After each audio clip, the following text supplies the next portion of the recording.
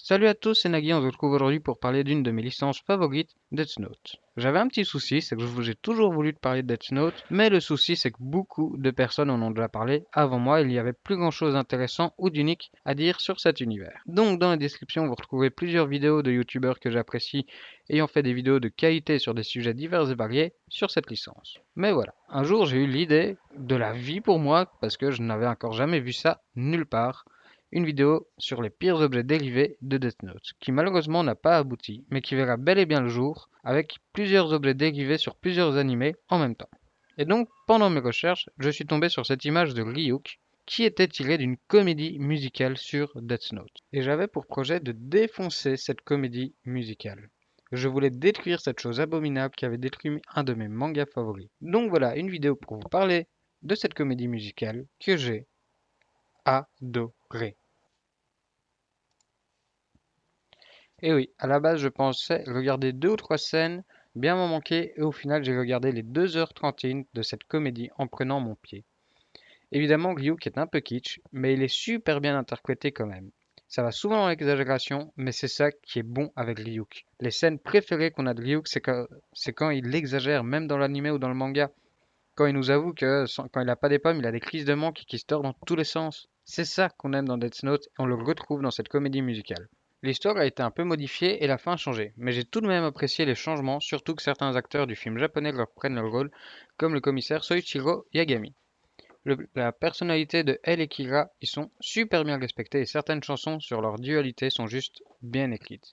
La chanteuse qui joue Misa pour moi est trop craquante. Alors oui, c'est pas une qualité en soi, mais je suis vraiment tombé sous son charme. Dans les autres qualités, on peut souligner le soin apporté au costume, les acteurs qui se donnent à fond et les chansons qui sont vraiment pas mal. Ce qu'il faut savoir, c'est que la comédie musicale a été adaptée dans plusieurs pays, au Japon, en Corée du Sud, oui, pas du Nord, le Nord n'aurait jamais accepté ça, soyons clairs, et aux États-Unis. J'en aimerais bien une en France ou en Belgique, vu que je suis belge, même si j'ai pas vraiment d'espoir à ce sujet-là.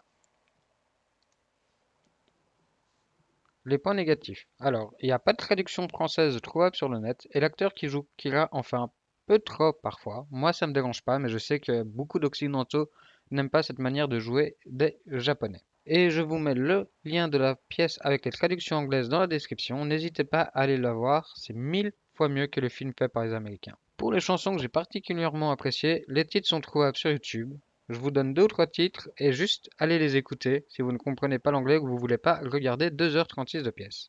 Alors il y a The Game Begins, qui est la version coréenne est mieux que la japonaise pour moi, mais les deux sont superbes. Playing Is Game, une des meilleures pour moi, où on a juste Elle et Light qui chantent, qui est vraiment top. Et Statemate, chanté par Elle, Light et Misa, qui est aussi parfaite de justesse sur la situation qu'on est en train de voir. Les autres chansons sont aussi bonnes, même s'il y en a une ou deux OSEF, mais aucune d'horrible à écouter. En gros, c'est une bonne surprise sur l'univers de Death qui m'a vraiment accroché, et j'espère qu'il pourra en plaire à certains d'entre vous qui iront voir cette pièce.